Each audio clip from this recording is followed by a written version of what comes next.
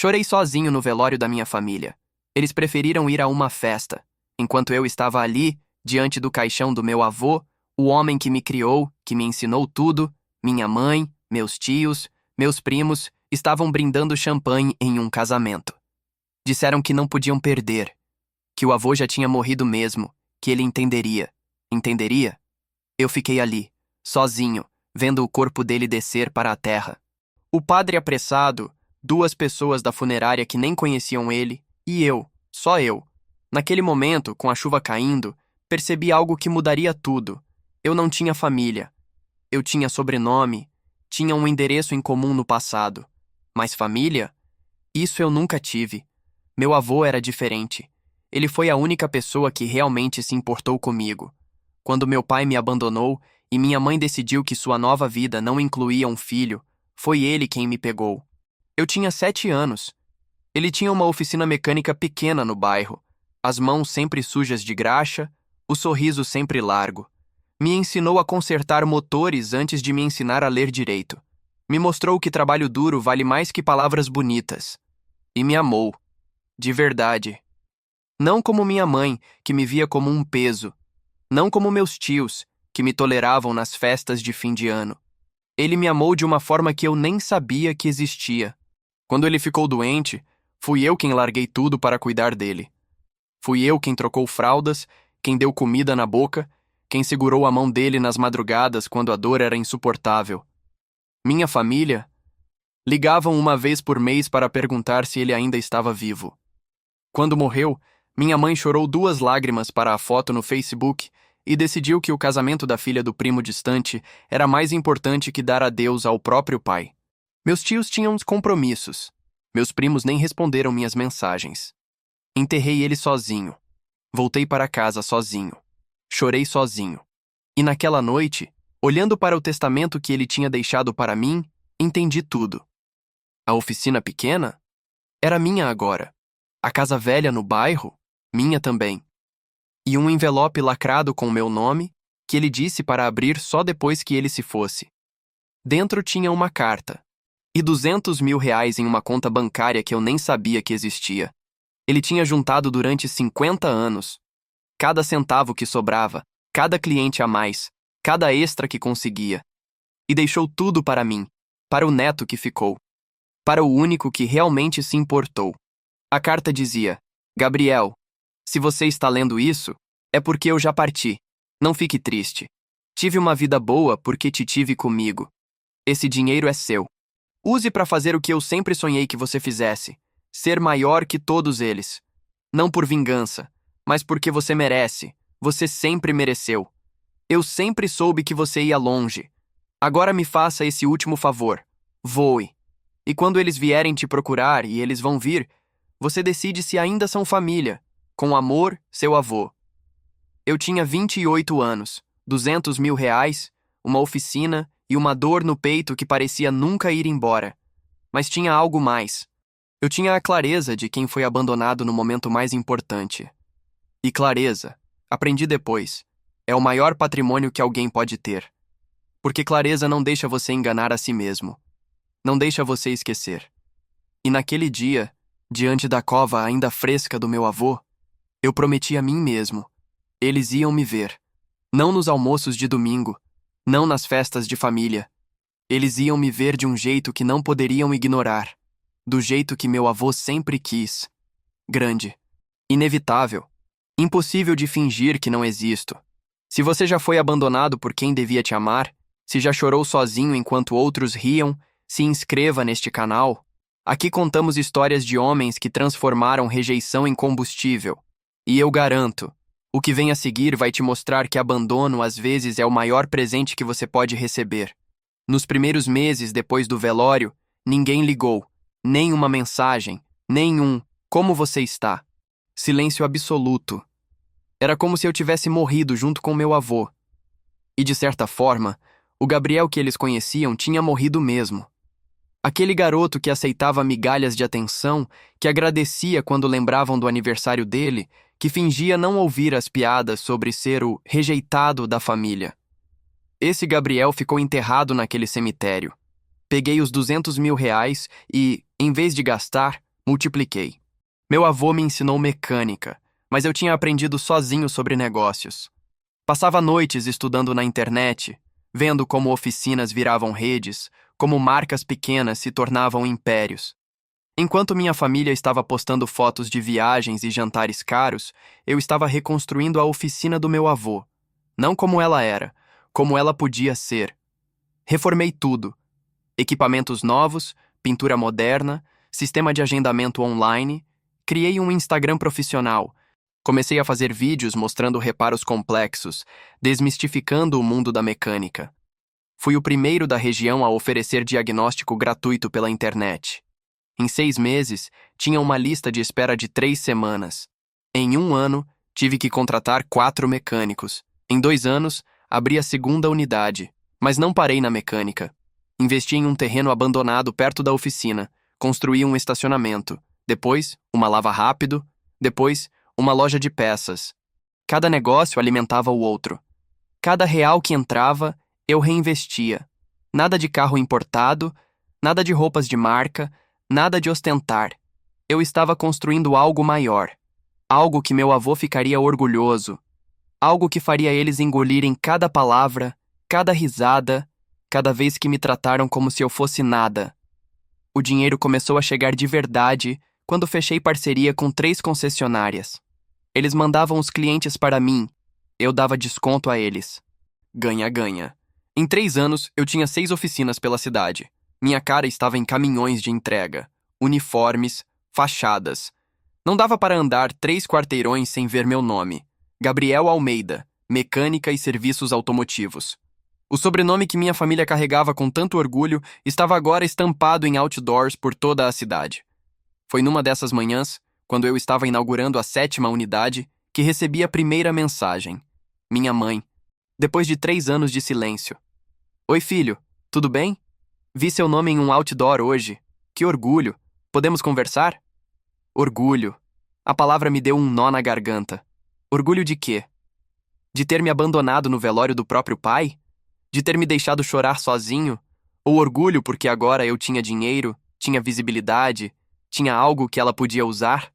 Não respondi. Bloqueei. 2 dias depois, meu tio Ricardo me mandou mensagem no Instagram. Primo, que sucesso! A família toda está comentando. Quando a gente se vê? Família toda. Que família! A que não apareceu quando eu precisei?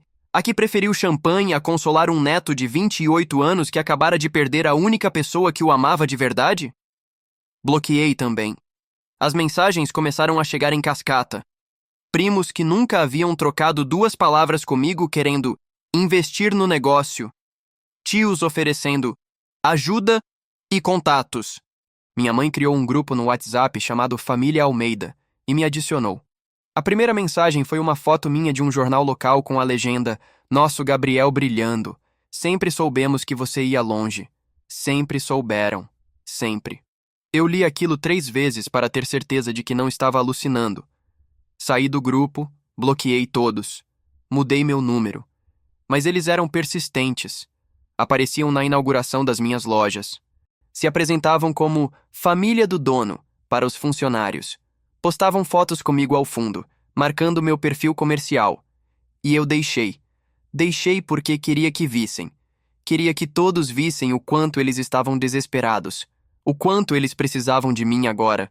A inversão era poética. Cruel, talvez, mas poética. E você? O que teria feito no meu lugar? Teria dado uma segunda chance para quem te abandonou quando você mais precisava? Me conta nos comentários. A gota de água veio 6 meses depois. Recebi um convite, não pelo WhatsApp, não por mensagem, um convite impresso, em papel caro, entregue na minha casa por um motoboy.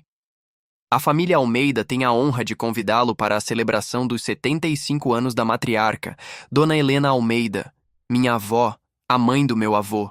A mulher que, quando ele me acolheu, disse na minha frente que ele estava perdendo tempo com filho de mãe irresponsável, que disse que eu nunca seria nada, que preferia fingir que eu não existia em todo encontro de família. Agora ela fazia 75 anos e eu era convidado de honra. Não porque ela me amava, não porque tinha sentido minha falta, mas porque eu era o Gabriel dos outdoors. O Gabriel das 7 oficinas. O Gabriel que saía em jornal. Eu era útil agora. Eu dava status. Eu era a história de sucesso que ela podia contar nas mesas de jantar. Meu neto, sabe? Aquele empresário? Sim, é da nossa família. Li o convite 3 vezes. Tinha uma mensagem manuscrita no verso, da minha mãe. Filho, seria muito importante para toda a família que você estivesse presente. A vovó está muito orgulhosa de você. Todos nós estamos. Seria uma alegria te ver. Com amor, mamãe. Com amor, mamãe. Palavras que pareciam vazias, ocas, como se tivessem sido escritas por alguém que estava lendo um roteiro. Alguém que sabia exatamente o que dizer, mas não sentia nada. Passei dias pensando.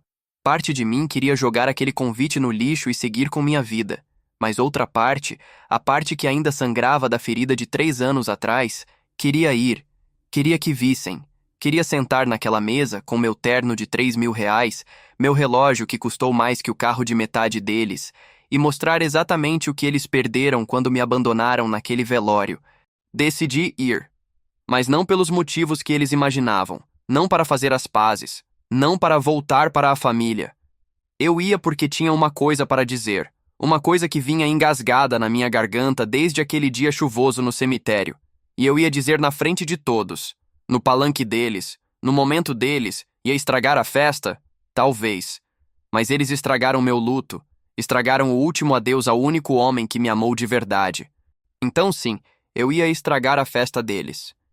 Cheguei no salão às 8 da noite. O lugar estava lotado. Decoração cara, garçom circulando com champanhe, música ao vivo. Minha família toda ali, vestida com suas melhores roupas, sorrindo, tirando fotos. Quando entrei, o silêncio foi quase cômico. Todas as cabeças viraram. Minha mãe veio correndo, braços abertos, lágrimas nos olhos. Filho, que alegria você ter vindo. Me abraçou como se fôssemos próximos. Como se ela não tivesse me deixado enterrar o pai dela sozinho. Meus tios vieram em seguida. Tapinhas nas costas, apertos de mão, sorrisos largos. Gabriel, que homem você se tornou. Estamos tão orgulhosos. Você é o orgulho da família. Cada palavra era uma faca. Cada sorriso falso era uma lembrança de que, quando eu não tinha nada, eles não estavam ali. Agora que eu tinha, eles não conseguiam ficar longe. Minha avó estava sentada na mesa principal, cercada de flores e atenções. Quando me viu, acenou. Um aceno real, daqueles que você faz para alguém importante. Não havia calor. Não havia amor. Havia interesse. Havia cálculo. Ela sabia que eu era a peça mais valiosa daquela sala agora. E ela queria me exibir. Jantamos. Conversaram comigo como se fôssemos íntimos. Perguntaram sobre os negócios, sobre os planos, sobre quanto eu faturava. Ninguém perguntou como eu estava. Ninguém pediu desculpas. Ninguém mencionou o velório. Era como se aquilo nunca tivesse acontecido.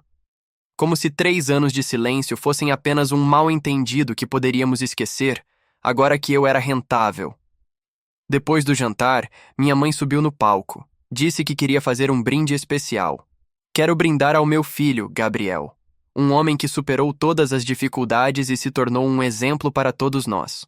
Estamos muito orgulhosos de você, filho. A sala aplaudiu. Eu sentei ali, com a taça na mão, e algo dentro de mim quebrou. Não de tristeza, de raiva. De uma raiva fria e clara que vinha sendo destilada há 3 anos. Levantei, peguei o microfone da mão dela e decidi que era hora de dizer o que tinha vindo dizer.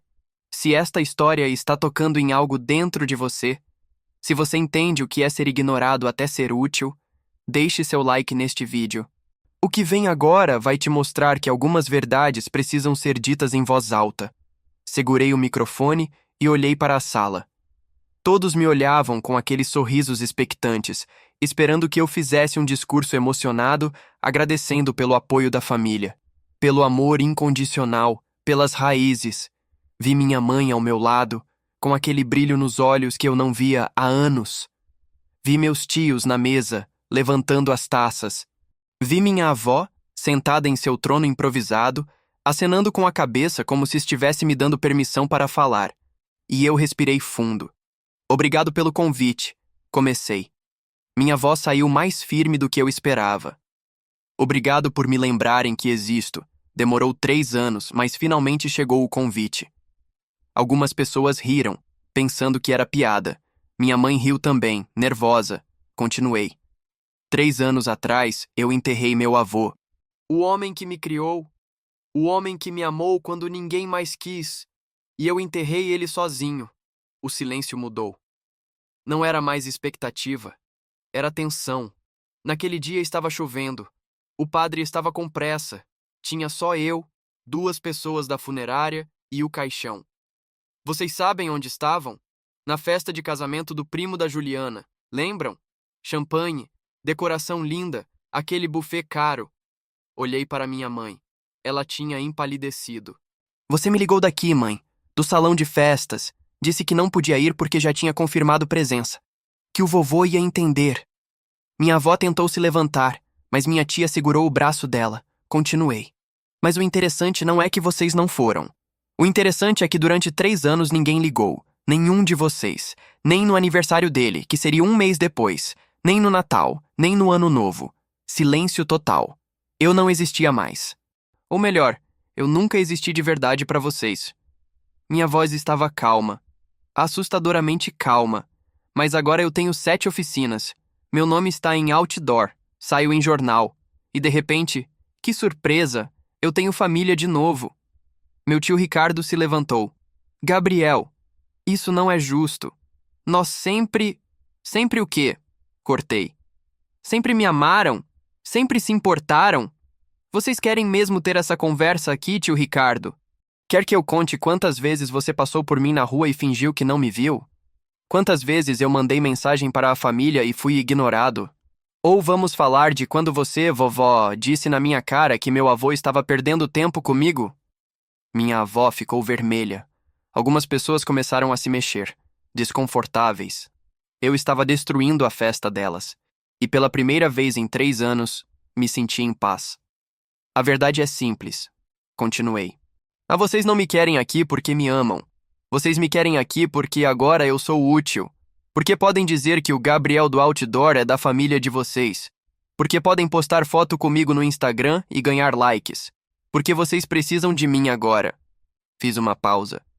Mas eu não preciso de vocês. Nunca precisei. Eu tinha uma pessoa que me amava de verdade. E vocês deixaram ele morrer sabendo que a família dele não se importava o suficiente nem para dizer adeus. Minha mãe estava chorando agora.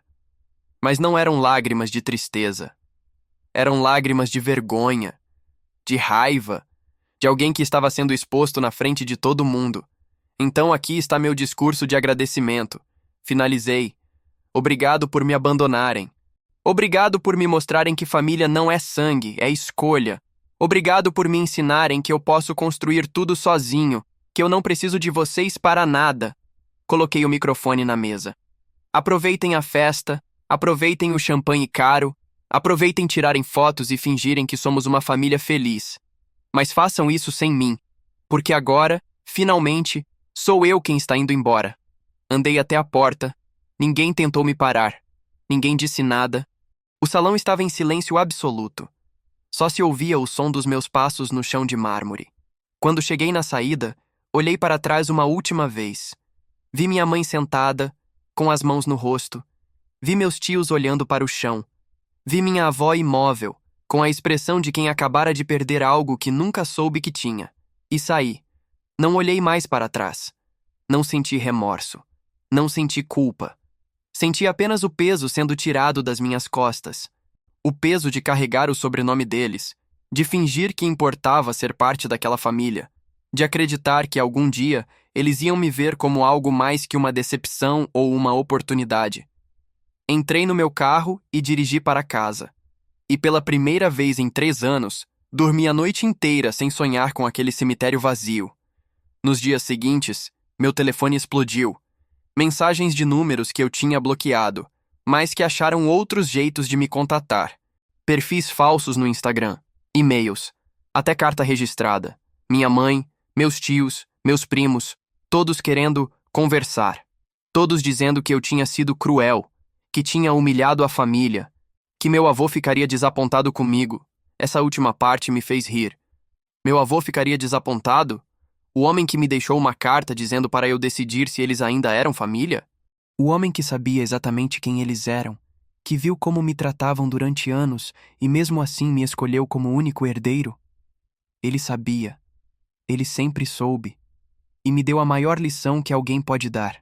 Você não precisa de pessoas que só te querem quando você brilha. Mas a mensagem que me surpreendeu veio 3 semanas depois. Era da minha prima Letícia, a filha mais nova do meu tio Ricardo.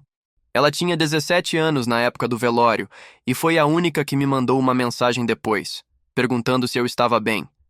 Eu não tinha respondido na época, estava destroçado demais para conversar com qualquer um deles. Mas ela tentou. Gabriel, dizia a mensagem. Eu sei que não tenho moral para falar nada. Eu também não fui no velório. Eu também fui naquela festa idiota, mas eu era nova e meus pais não me deram escolha. E desde aquele dia, isso me corrói. Eu vi a cara que você fez quando me viu na festa da vovó, como se eu fosse igual aos outros. E talvez eu seja. Mas eu só queria dizer que você estava certo. Tudo o que você disse estava certo. E eu sinto muito. De verdade. Li a mensagem umas 10 vezes. Não respondi. Mas também não bloqueei. E percebi algo. Raiva é fácil. Raiva é confortável. Te dá combustível. Te dá direção. Mas raiva também te prende no passado. E eu não queria mais estar preso. Nos meses seguintes, continuei expandindo os negócios. Abri mais 3 unidades. Comecei a dar consultorias para outros donos de oficinas que queriam crescer. Criei um curso online sobre gestão de negócios automotivos que vendeu mais de 2.000 vagas no primeiro mês. Meu faturamento ultrapassou os 2 milhões por ano. E em cada conquista, eu sentia meu avô ao meu lado. Não literalmente, claro, mas sentia que estava fazendo o que ele queria. Estava voando. Estava sendo maior que todos eles. 1 ano depois da festa da minha avó, eu estava inaugurando minha 11ª oficina quando vi ela. Letícia. Ela estava na fila dos convidados, nervosa, olhando para o chão. Quando me viu, quase saiu correndo. Mas eu a chamei. Letícia. Certo. Ela assentiu, surpresa que eu lembrasse o nome. Você pode ficar, mas só você. Conversamos depois da inauguração. Ela me contou como a família implodiu depois daquela noite. Como minha mãe e minha avó tiveram uma briga feia. Como meus tios pararam de se falar. Como o grupo Família Almeida foi dissolvido porque ninguém mais conseguia fingir que estava tudo bem. Ela me contou que meu discurso tinha sido filmado por alguém e viralizou na família estendida. Que eu tinha virado lenda nos churrascos. O neto que mandou a verdade na cara de todo mundo. Você fez a coisa certa, ela disse. Meu pai não admite, mas ele sabe. Todos sabem. Vocês trataram você como lixo. E quando você se tornou ouro, quiseram fingir que sempre te valorizaram. Ela olhou para mim com aqueles olhos de quem carrega culpa. Eu queria ter ido naquele velório. Queria ter te mandado mensagem mais vezes. Queria ter sido diferente. Olhei para ela e vi algo que não via há muito tempo. Arrependimento genuíno. Não o tipo de arrependimento performático da minha mãe, não o tipo interesseiro dos meus tios, mas algo real.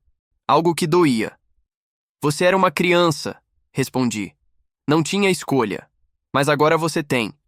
E escolher vir aqui, sabendo que eu podia te mandar embora, isso já diz muito. Não nos tornamos melhores amigos. Não virou um relacionamento de prima e primo como nos filmes. Mas mantivemos contato, mensagens esporádicas, um café de vez em quando. Ela estava fazendo faculdade de administração e eu dei alguns conselhos. Nada demais. Mas era real. E real, aprendi. Vale mais que qualquer laço de sangue forçado. Quanto ao resto da família, nunca mais falei com eles, nunca mais aceitei convites, nunca mais fingi que existia algo ali. Minha mãe tentou se reaproximar várias vezes. Ligações, mensagens, até apareceu na porta da minha casa uma vez. Eu deixei claro, não havia mais nada a dizer. Ela teve a chance de ser mãe quando eu precisava. Escolheu não ser. Agora não dá para voltar atrás. Hoje, 5 anos depois daquele velório, tenho 15 oficinas, 300 funcionários e um patrimônio que meu avô jamais imaginou. Meu nome não está só em outdoors. Está em prêmios de empreendedorismo, em matérias de revista, em palestras que dou para jovens empresários. E quando me perguntam qual foi o segredo do meu sucesso, eu sempre respondo a mesma coisa.